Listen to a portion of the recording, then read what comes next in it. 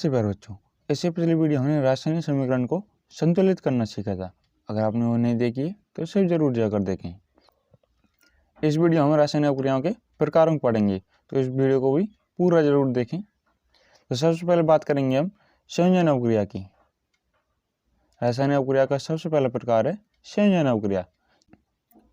जैसा कि नाम से पता चल रहा है संयोजन, यानी इसमें क्या होगा, योग।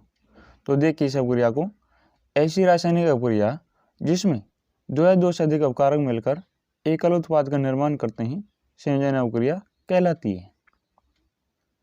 यानी ऐसी रासायनिक अभिक्रिया जिसमें दो या दो से अधिक अपकारक मिलकर एकल उत्पाद का निर्माण करते हैं संयोजन अभिक्रिया कहलाती है। इस अभिक्रिया में क्या होगा, दो या दो से अधिक अपकारक मिलेंगे और वो केवल एक उत्पाद बनाएंगे।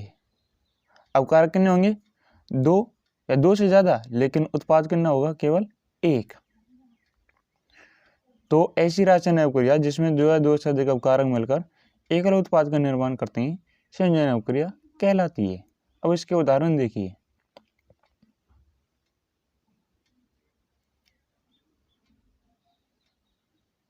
जैसे देखिए कोयले का दहन, पहला उदाहरण।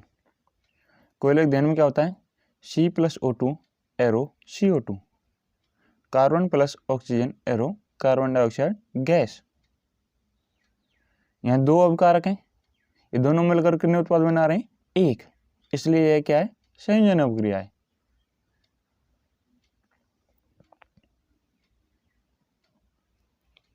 यहाँ देखिए दूसरा उदाहरण, जल का निर्माण। जल का निर्माण देखिए कैसे होता है, 2H2 plus O2 arrow 2H2O।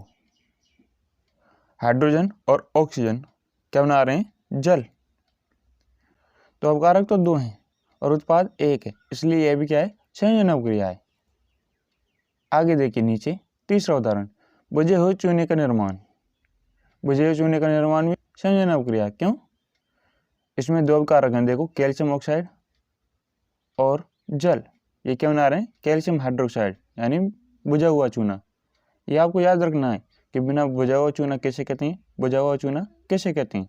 बिना बुझा हुआ चूना होता है CO कैल्शियम ऑक्साइड, और बुझा हुआ चूना CaOH का होल ट्वाइस, यानी कैल्शियम हाइड्रोक्साइड। Calcium hydroxide. तो इसमें भी दो अपकारक हैं और उत्पाद कितने हैं, एक। तो यह भी संयोजन अभिक्रिया का उदाहरण है। इसमें साथ ही ऊष्मा मुक्त हो रही है, लेकिन उत्पाद कितने बन रहे हैं, एक। तो ये उदाहरण भी आपको याद रखना है। तो संयोजन अभिक्रिया में क्या होता है, दो या दो से अधिक अपकारक मिलते हैं और केवल एकल उत्पाद का निर्माण करते हैं। उत्पाद हमेशा एक ही बनेगा, तो वो होगी संयोजन अभिक्रिया, चाहे अपकारक कितने हों। अब आगे देखिए दूसरी अभिक्रिया। दूसरी रासायनिक अभिक्रिया है वियोजन अभिक्रिया। नाम से पता चल रहा है वियोजन, यानी इसमें अलग अलग होंगे। ऐसी रासायनिक अभिक्रिया जिसमें एकल अपकारक वियोजित होकर दो या दो से अधिक उत्पाद बनाते हैं वियोजन या अपघटन अभिक्रिया कहलाती है। इसमें क्या होगा, इसमें एकल अपकारक टूटकर दो या दो से अधिक उत्पाद बनाएगा। जैसे देखिए ए कोई अपकारक है या दो से अधिक उत्पाद बना रहा है, B और C। तो ये कौन सी अभिक्रिया है, वियोजन अभिक्रिया। यानी इसमें एकल अपकारक वियोजित हो रहा है या अपघटित हो रहा है। तो ऐसी रासायनिक अभिक्रिया जिसमें एकल अपकारक वियोजित होकर दो या दो से अधिक उत्पाद बनाता है वियोजन अभिक्रिया कहलाती है। अब इसके उदाहरण देखिए।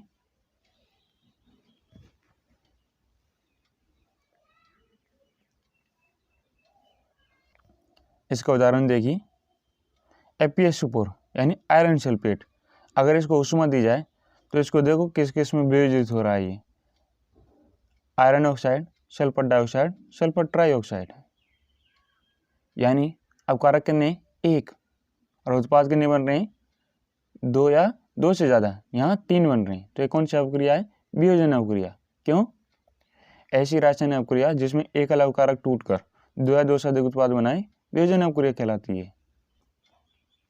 अब हम इसके भी प्रकारों को पढ़ेंगे कि वियोजन अभिक्रिया भी कई प्रकार की होती है। यहाँ ऊष्मा की जगह अगर ताप दिया जाए तो तापीय वियोजन अभिक्रिया होगी, ऊष्मा दी जाए तो ऊष्मीय वियोजन अभिक्रिया, और विद्युत दी जाए तो वैद्युत अपघटन अपक्रिया या विद्युत वियोजन अपक्रिया। और इसी प्रकार प्रकाश दिया जाए तो वो प्रकाशीय वियोजन अपक्रिया। तो इस पर निर्भर करता है कि अपकारों को तोड़ने के लिए क्या दिया गया। इसके आधार पर वियोजन अपक्रिया के हम प्रकारों को पढ़ेंगे। तो देखिए,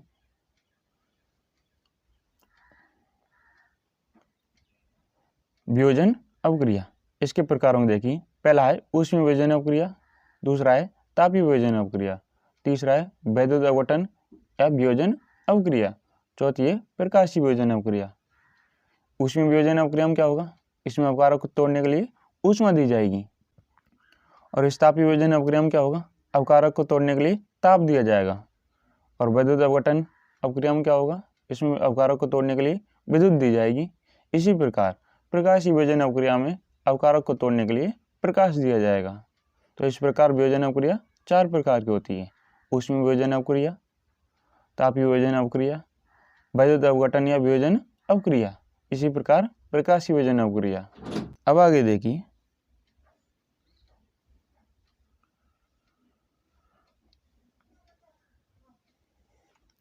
पहली देखिए ऊष्मीय वियोजन अपक्रिया, यानी ऐसी वियोजन अपक्रिया जिसमें अपकारक को तोड़ने या वियोजित करने के लिए ऊष्मा दी जाती है, ऊष्मीय वियोजन अपक्रिया कहलाती है। अपकारक को तोड़ने के लिए क्या दी जाती है, ऊष्मा। तो ऐसी वियोजन अपक्रिया कहलाएगी ऊष्मीय वियोजन अपक्रिया।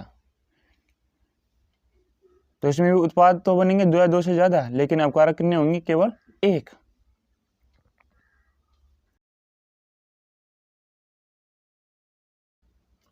तो इसके उदाहरण देखिए, CaCO3 यानी कैल्शियम कार्बोनेट को जब ऊष्मा दी जाए तो calcium oxide plus carbon dioxide gas में वियोजित हो जाता है। जब कैल्शियम कार्बोनेट को ऊष्मा दी जाए तो कैल्शियम ऑक्साइड और कार्बन डाइऑक्साइड में अपघटित हो जाता है। तो इसे कहते हैं ऊष्मीय वियोजन अपक्रिया। इसी प्रकार देखिए दूसरा उदाहरण, आयरन सल्फेट को जब ऊष्मा दी जाए तो यह iron oxide, sulphur dioxide, sulphur trioxide में अपघटित हो जाता है। तो इसमें अपकारक तो 1 है, उत्पाद 3 है, यानी 2 या 2 से ज़्यादा है। तो ये क्या है, वियोजन अपक्रिया। लेकिन ऊष्मा दी जा रही है इन्हें तोड़ने के लिए, तो ये ऊष्मीय वियोजन अपक्रिया है। इन दोनों को तोड़ने के लिए क्या दी जा रही है, ऊष्मा, इसलिए ऊष्मीय वियोजन अपक्रिया है।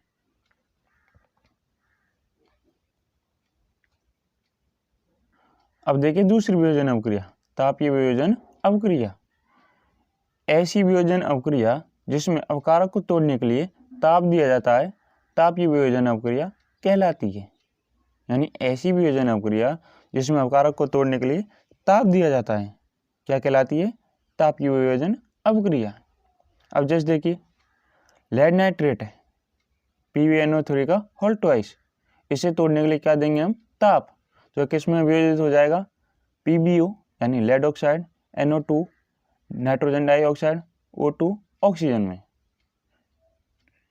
तो इसको आपको याद रखना है, कैसे, PbNO3 का होल ट्वाइस यानी लेड नाइट्रेट का जब ताप की अवस्था में क्या करेंगे, अपघटन, तो ये PbO plus NO2 plus O2 में वियोजित हो जाएगा। तो ये कौन सी अपक्रिया है, तापीय वियोजन अपक्रिया।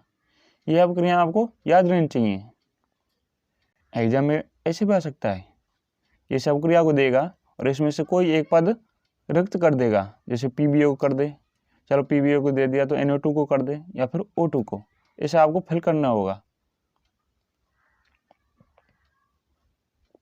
तो आगे देखिए,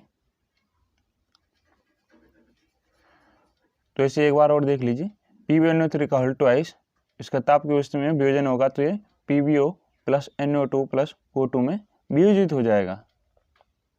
अब आगे देखिए, अब तीसरी है वैद्युत अपघटन अपक्रिया। नाम से पता चल रहा है इसमें क्या दिया जाएगा अपघटन के लिए, वैद्युत यानी विद्युत। वह वियोजन अपक्रिया जिसमें अपकारक को अपघटित या वियोजित करने के लिए विद्युत दी जाती है, वैद्युत अपघटन अपक्रिया कहलाती है। इसमें अपकारक को तोड़ने के लिए क्या दी जा रही है, विद्युत। तो ये कौन सी अपक्रिया हो गई, वैद्युत अपघटन अपक्रिया। पहली में तो दी ऊष्मा, तो ऊष्मीय वियोजन अपक्रिया, दूसरे में दी ताप, तो तापीय वियोजन अपक्रिया, और इसमें दे रहे हैं हम विद्युत, तो ये वैद्युत अपघटन अवक्रिया।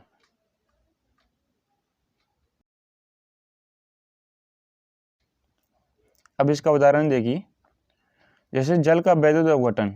जल का क्या करते हैं हम? वैद्युत अपघटन, क्योंकि उसे तोड़ने के लिए हम विद्युत देते हैं, यहाँ विद्युत आएगी। तो H2O, तो इसके जब वैद्युत अपघटन करेंगे तो H2 प्लस O2 में वियोजित हो जाएगा, यानी ये क्या है? जल। ये हाइड्रोजन और ऑक्सीजन में अपघटित हो गया है। तो ये कौन सी अपक्रिया है? विद्युत अपघटन अपक्रिया। क्यों? इसे तोड़ने के लिए हमें क्या दी? विद्युत। तो अपकारक तो एक है और उत्पाद दो हैं, तो ये कौन सी अपक्रिया हो गई? वियोजन अपक्रिया। लेकिन इससे अपकारक को तोड़ने के लिए विद्युत दी, तो ये वैद्युत अपघटन अपक्रिया।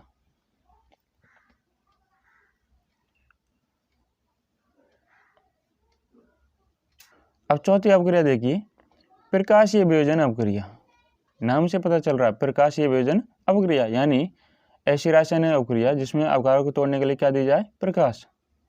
तो देखिए, वह वियोजन अपक्रिया जिसमें अपकारक को तोड़ने के लिए प्रकाश दिया जाए, प्रकाशीय वियोजन अपक्रिया कहलाती है। इसमें अपकारक को तोड़ने के लिए क्या दिया जा रहा है? प्रकाश। तो प्रकाशीय वियोजन अपक्रिया। अब इसके उदाहरण देखिए,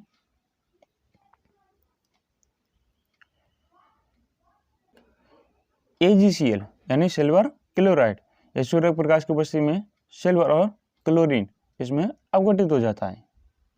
तो अपकारक तो एक है, उत्पाद दो हैं, तो कौन सी अपक्रिया है? वियोजन अपक्रिया। लेकिन अपकारक को तोड़ने के लिए क्या दिया है? सूर्य का प्रकाश, तो ये प्रकाशीय वियोजन अपक्रिया। इसी प्रकार दूसरा देखिए उदाहरण, AgBr यानी सिल्वर ब्रोमाइड। तो सिल्वर ब्रोमाइड सूर्य प्रकाश की उपस्थिति में सिल्वर और ब्रोमीन इसमें अपघटित हो जाता है। तो अपकारक तो एक है, उत्पाद दो हैं, तो ये वियोजन अपक्रिया। लेकिन अपकारक को तोड़ने के लिए क्या दी? सूर्य का प्रकाश, तो ये प्रकाशीय वियोजन अपक्रिया। तो इसे भी आपको याद रखना है, यहाँ से भी प्रश्न आ सकता है कि श्याम श्वेत फोटोग्राफी में किस अपक्रिया का उपयोग किया जाता है। तो आपको यह अपक्रिया बतानी है, ये नीचे वाली। जब सिल्वर ब्रोमाइड का सूर्य प्रकाश की उपस्थिति में अपघटन कराते हैं तो ये Ag प्लस Br2 यानी सिल्वर यानी चांदी प्लस Br2 यानी ब्रोमीन में अपघटित हो जाती है।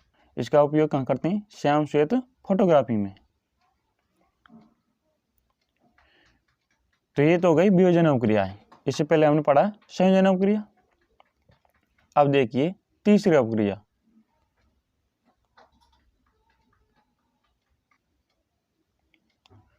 अब तीसरी देखिए ऊष्माक्षेपी रासायनिक अपक्रिया। नाम से पता चल रहा है ऊष्माक्षेपी, यानी इसमें क्या होगी? ऊष्मा मुक्त होगी। तो देखिए, ऐसी रासायनिक अपक्रियाएं जिनमें उत्पाद के निर्माण के साथ साथ ऊष्मा भी उत्पन्न होती है, ऊष्माक्षेपी रासायनिक अपक्रियाएं कहलाती हैं। तो ऊष्माक्षेपी अपक्रिया में क्या होगा? उत्पाद तो बनेगा, लेकिन उसके साथ साथ ऊष्मा भी उत्पन्न होगी। इसमें यह कोई कंडीशन नहीं है कि एक उत्पाद होगा या एक अपकारक होगा। अपकारक चाहे उत्पाद कितनी हो, लेकिन जैसे ही उत्पाद बने तो उत्पाद के साथ साथ ऊष्मा भी मुक्त होनी चाहिए साथ में। तो ये कौन सी अपक्रिया है? ऊष्माक्षेपी रासायनिक अपक्रिया। तो ऐसी रासायनिक अपक्रियाएं जिनमें उत्पाद के निर्माण के साथ साथ ऊष्मा भी उत्पन्न होती है, ऊष्माक्षेपी रासायनिक अपक्रियाएं कहलाती हैं। अब इसके उदाहरण देखिए, पहली है प्राकृतिक गैस का दहन। प्राकृतिक गैस कौन सी है? CH4। इसका दहन करने के लिए क्या चाहिए? O2 यानी ऑक्सीजन। यह तो आपको पता ही होगा कि कोई वस्तु तभी जलती है जब उसकी अपक्रिया ऑक्सीजन के साथ होती है, तभी उसका दहन होता है। तो CH4 का जब O2 की उपस्थिति में क्या करेंगे? दहन, तो यह CO2 प्लस H2O प्लस ऊर्जा मुक्त करेगा। यानी जब मीथेन को ऑक्सीजन के साथ जलाएंगे, यानी ऑक्सीजन के साथ इसकी अपक्रिया कराएंगे, तो कार्बन डाइऑक्साइड गैस, जल और ऊर्जा बनेगी। साथ में ऊर्जा मुक्त हुई है उत्पाद के साथ, तो यह ऊष्माक्षेपी अपक्रिया है, क्योंकि ऊष्माक्षेपी अपक्रिया में उत्पाद के साथ साथ ऊष्मा भी मुक्त होती है। तो इस अपक्रिया को आपको याद रखना है, यह भी आ सकती है। इसके अलावा अन्य उदाहरण देखिए, श्वसन भी एक ऊष्माक्षेपी अपक्रिया है। अब क्यों है, इसका कारण हमने नीचे बताया है, इसको अभी पढ़ेंगे। तो श्वसन भी ऊष्माक्षेपी अपक्रिया क्यों? श्वसन दौरान हमें क्या मिलती है? ऊर्जा। हम सब क्या हैं, सजीव हैं। हमें जीवित रहने के लिए क्या चाहिए, ऊर्जा। और ये ऊर्जा हमें कहाँ से मिलती है, भोजन से। हम जैसे भोजन करते हैं तब ऊर्जा नहीं मिलती, लेकिन जब हम सांस लेते हैं तो उसके दौरान मिलती है हमें ऑक्सीजन, तब होता है श्वसन यानी भोजन का विखंडन। ऑक्सीजन की उपस्थिति में क्या होता है, भोजन का विखंडन। उस भोजन का विखंडन होता है तब ऊर्जा मुक्त होती है, इसलिए उस श्वसन क्या है, ऊष्माक्षेपी अपक्रिया है। इसी प्रकार देखिए, साग सब्जियों यानी वनस्पति द्रव्य का विघटित होकर कंपोस्ट बनना भी ऊष्माक्षेपी अपक्रिया का ही उदाहरण है। तो साग सब्जियों का विघटित होकर कंपोस्ट बनना भी क्या है, ऊष्माक्षेपी अपक्रिया। क्यों, उस समय भी ऊर्जा मुक्त होती है। ये श्वसन वाला है, उसका कारण देख लीजिए। श्वसन एक ऊष्माक्षेपी अपक्रिया है क्योंकि श्वसन प्रक्रिया के दौरान ऊर्जा मुक्त होती है। हम सजीवों को जीवित रहने के लिए ऊर्जा की आवश्यकता होती है। यह ऊर्जा हमें भोजन से मिलती है। पाचन क्रिया के समय खाद्य पदार्थ छोटे छोटे टुकड़ों में टूट जाते हैं, जैसे चावल, आलू आदि में कार्बोहाइड्रेट होता है जो ग्लूकोज में टूट जाएगा। यह ग्लूकोज हमारे शरीर की कोशिकाओं में उपस्थित ऑक्सीजन से मिलकर हमें ऊर्जा प्रदान करता है। इसलिए श्वसन क्या है, ऊष्माक्षेपी अपक्रिया है। बात है ऊर्जा की, ऊर्जा मिलती है, हाँ, तो ऊर्जा मिलती है तो ऊर्जा मुक्त हुई उत्पाद के साथ, तो यह कौन सी अपक्रिया है, ऊष्माक्षेपी अपक्रिया। तो श्वसन की अपक्रिया को देख लीजिए। देखिए ग्लूकोज, ये ग्लूकोज है C6H12O6। ये ऑक्सीजन की उपस्थिति में क्या हो रहा है, अपघटित हो रहा है या विघटित हो रहा है, और क्या बना रहा है, 6CO2 प्लस 6H2O प्लस ऊर्जा, यानी कार्बन डाइऑक्साइड गैस प्लस जल प्लस ऊर्जा, क्या बनी, ऊर्जा। तो ये कौन सी अपक्रिया है, ऊष्माक्षेपी अपक्रिया। तो इस अपक्रिया को भी आपको याद रखना है, ये काफी महत्वपूर्ण है। एक तो प्रकाश संश्लेषण वाली अपक्रिया याद रखनी है, एक ये श्वसन, श्वसन दौरान ऊर्जा कैसे मुक्त होती है। अब अगली देखिए, अभी हमने पढ़ा ऊष्माक्षेपी अपक्रिया तीसरी, अब है ऊष्मा शोषी। नाम से पता चल रहा है इसमें क्या होगा, ऊष्मा का शोषण होगा यानी अवशोषण। तो ऐसी रासायनिक अपक्रियाएं जिनमें ऊष्मा या ऊर्जा का अवशोषण होता है ऊष्मा शोषी अपक्रियाएं कहलाती हैं। इनमें क्या होगा, ऊष्मा या ऊर्जा का अवशोषण होगा। तो ऐसी रासायनिक अपक्रियाएं जिनमें ऊष्मा या ऊर्जा का अवशोषण होता है ऊष्मा शोषी अपक्रियाएं कहलाती हैं। इसके उदाहरण देखिए, जैसे आयरन सल्फेट, ये हमने पहले पढ़ा था। इसमें हमें तोड़ने के लिए क्या दी, ऊष्मा, और क्या बना, आयरन ऑक्साइड, सल्फर डाइऑक्साइड और सल्फर ट्राइऑक्साइड। तो इसमें क्या हो रही है, ऊष्मा दी हमने अपकारक को तोड़ने के लिए, यानी ऊष्मा का अवशोषण हो रहा है। इसमें भी वही पॉइंट है, चाहे अपकारक या उत्पाद कितने हो, इससे कोई फर्क नहीं पड़ता, लेकिन क्या होनी चाहिए, ऊष्मा का अवशोषण। तो इसमें ऊष्मा का अवशोषण हो रहा है, तो ये ऊष्मा शोषी अपक्रिया है। इसी प्रकार दूसरा उदाहरण देखिए, CaCO3 यानी कैल्शियम कार्बोनेट, जब इसको ऊष्मा दी जाए तो calcium oxide plus carbon dioxide में अवघटित हो जाएगा।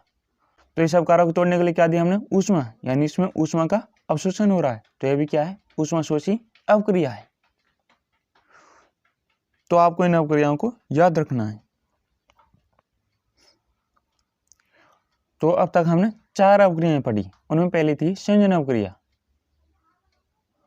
संयोजन अपक्रिया में क्या होता है, यानी जो है दो से अधिक उपकारक मिलकर एकल उत्पाद का निर्माण करते हैं।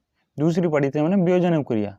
वियोजन अपक्रिया में एकल अपकारक टूटकर जो है दो से अधिक उत्पाद बनाता है। वियोजन अपक्रिया भी 4 प्रकार की होती है।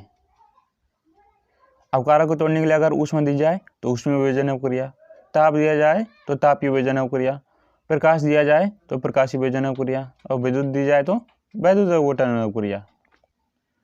तीसरी पढ़ी थी हमने ऊष्माक्षेपी अपक्रिया, इसमें उत्पाद के निर्माण साथ साथ ऊष्मा भी मुक्त होती है। चौथी पढ़ी थी हमने ऊष्मा शोषी अपक्रिया, इसमें ऊष्मा का अवशोषण होता है। तो हमने अब तक इन 4 अपक्रियाओं को पढ़ा है। इससे आगे हम विस्थापन, द्विविस्थापन, अपचयन, उपचयन, रेडॉक्स अपक्रिया पढ़ेंगे, तो उस वीडियो को भी पूरा जरूर देखना। अगर आप कक्षा 10 में पढ़ते हैं तो इस चैनल को तुरंत सब्सक्राइब करें और इस चैनल को अपने दोस्तों के साथ जरूर शेयर करें और इस वीडियो को लाइक करें। आपको इस वीडियो में क्या कमी लगी और आने वाली वीडियोज में हम क्या सुधार कर सकते हैं, वो भी कमेंट करके ज़रूर बताएं। तो बच्चों मिलते हैं इस अगली वीडियो में। जय हिंद, जय भारत।